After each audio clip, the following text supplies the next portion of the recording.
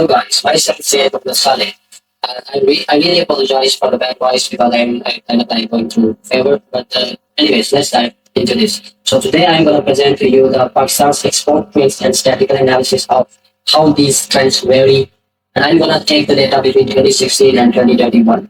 So I have the data from a CSV file, and the data is of major trade partnerships of Pakistan and the major countries which are included in the partnership of exports. And the data is between the years 2016 and 2021. So today we'll dive deep into it and we'll explore different trends and analyze the different variations of trades between and the export of Pakistan. And we'll talk about specific countries and we'll talk about which country or which year kind of like contributes the most to Pakistan exports. So let's dive in. First of all, let me kind of like define and describe the objectives of this study.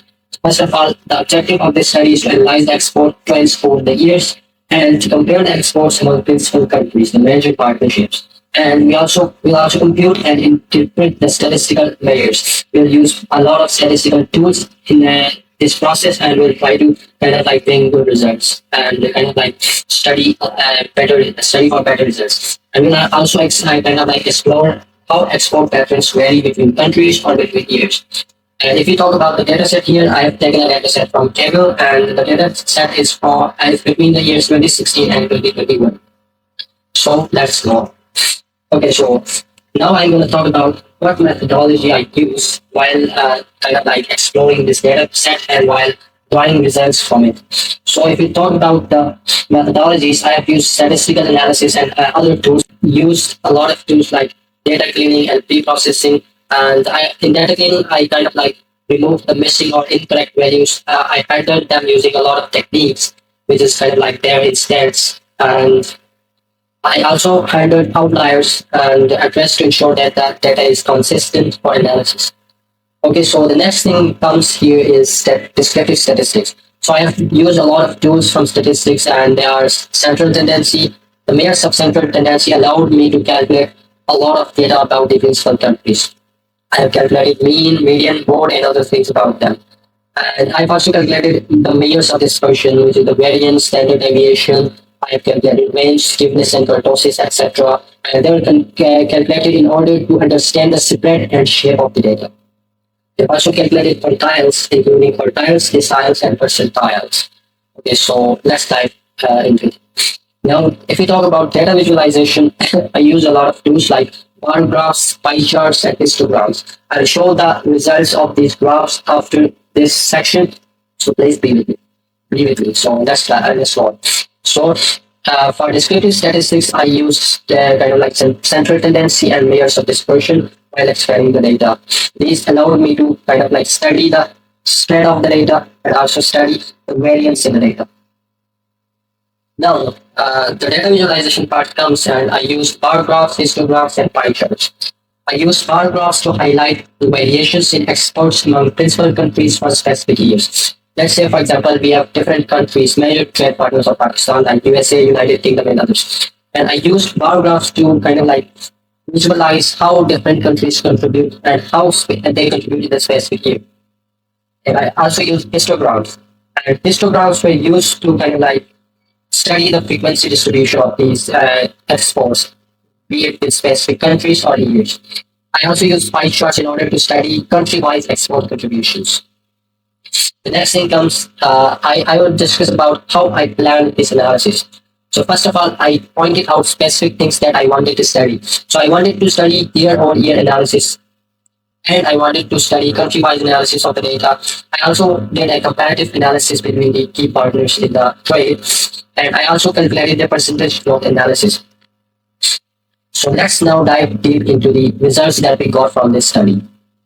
So if we talk about the first result, it was about the overall export trends. What were the trends in these years, and what were the trends between these countries? So the total exports increased significantly over the 5 years. From 2016 to 2017, it was 2,138 billion PKR, and 2020 to 21 was 4,000 billion PKR approximately. So here we see that the year 2022, and the year 2020 to 2021, it doubled, kind of like doubled the exports. And there was a consistent growth year on year. And with the highest growth was between 2019 to 2020 and 2020 to 2021. And secondly, if we talk about the top export destinations, the major key partners are the key countries who contributed in this export. So here, if we talk about other countries, these are those countries who were not properly recorded, means as a specific major partner, but they are combinedly recorded and they contribute 578 billion PKR. If we talk about United States as the major trade partner of Pakistan, and it contributed the most to Pakistan's exports. So Pakistan exported 338 billion PKR to the United States. Secondly comes China, and it contributed 158 billion PKR. Then we have United Kingdom with 143 billion, and Germany with 111 billion PKR. So next we have growth by country.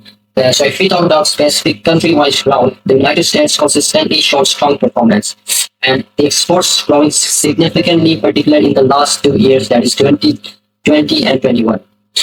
We talk about the European countries like Germany, Italy, and France. They also contributed very positively, and they showed steady growth over the 5 years. And the fourth thing we have to talk about is diverse export base. Other countries that we mentioned earlier, which were not recorded as specific partners, but they were recorded combinedly, they highlight that significant contribution of lesser trade markets, which outpace individual major trading partners. So if you see here, we have a diverse export base for Pakistan. Instead of being specific countries, we also have other countries, a lot of countries who are not recorded specifically, but they contribute a lot to the Pakistan's exports. So here we have the results. If we talk about the principal amounts of exports in the year 2016 to 2017, here we are talking by country. Here, if we see the graph, the other countries which were not recorded individually have the highest contribution. But if we talk about the specific contributions by specific countries, the United States of America contributes the most. And second is the United Kingdom, then China, and so on. If we talk about the principal amounts of exports in this year by the principal amounts, the highest here is this one. Similarly, we have other insights here, which is like this is a pie chart which tells us about the proportions of exports by countries. So here, United States contributes the most as an individual part. Here also we have the next year. Sorry, we have the analysis for the next year 2017 to 2018. Sorry, and we also have the country contribution here. Similarly, this year also United States contributes the most. And we have 2018 to 2019, and still the United States is the major trade partner here. So you can see here, I have shown a lot of data here, and I'm trying to explain which, I'm trying to study which countries contributed the most and how they vary in different years. So as we can see, United States, Germany, and others are contributing the most, and they are growing year by year. So that's my study about Pakistan's exports in these 5 years. And here are the key outcomes and insights that we discussed earlier. So if you take a look at them, here they are, the top export destinations, the overall export trends, and here we have United States, which is the major contributor with 338 billion PKR. And here we can see the trends between the years. Here we have in 2016 to 2017, the total export was 2,138 billion PKR, and in the year 2020 to 2021, the export was 4,000 billion PKR approximately, which has grown a lot. And the highest growth has occurred in the years 2019 to 2020 and 2020 to 2021. So the last 2 years have the highest growth among the 5 years. So that was it about this. And if you talk about the European region, we have Germany, Italy, and France contributed mostly. So thank you very much for being with me in this study. So I hope that this study has given a lot to learn and a lot to practice. And this study has shown a lot of data so that policymakers can take a look at different variations, how the different